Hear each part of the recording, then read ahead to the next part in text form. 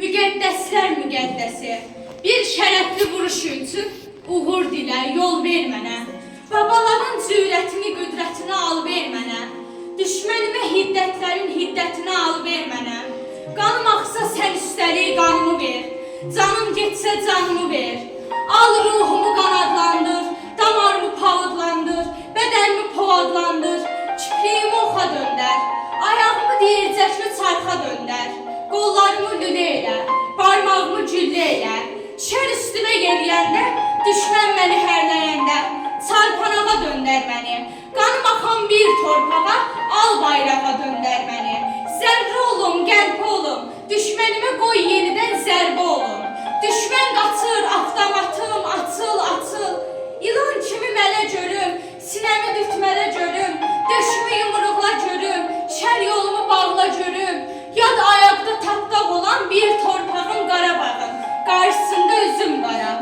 Öz elində yesir olan, namərdlərə əsir olan, atam, bacım, soydaşımın, şəhid olan qardaşımın, qarşısında üzüm qara.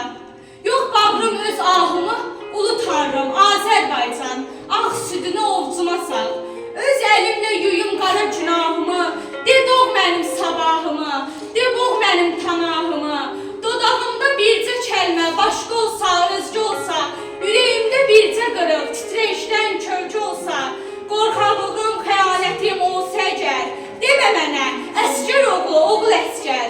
Əskər nədir, qorxaq nədir, bəlkə nədir, məcər nədir, ölüm dirim vuruşanda, imtihan nə, sınav nədir, bu ki vətən yürüşüdür, bu ki qeyrət vuruşudur, bu ki namus döyüşüdür, qurban gedən oğul varsa, ana yurdum bu sabahla görüşüdür. Əskər nədir, qorxaq nədir, verdim nədir, torpaq nədir, bu müqəddəs bir ölümlə millətini diriltməkdir, bu səngəri suvarmaqdır, bu torpağı göyərtməkdir, qanım vuruş, canım vuruş, qolum vuruş. Torpaq nədir, verdim nədir, bircə qarış, əskər nədir, səngər nədir, geri nədir? Torpaq yoxsa, vətən yoxsa, torpaq yoxsa, yaşamağın yeri nədir? Ulu Tanrım, sən şərəfli ölümləri öyrət məni. Sonra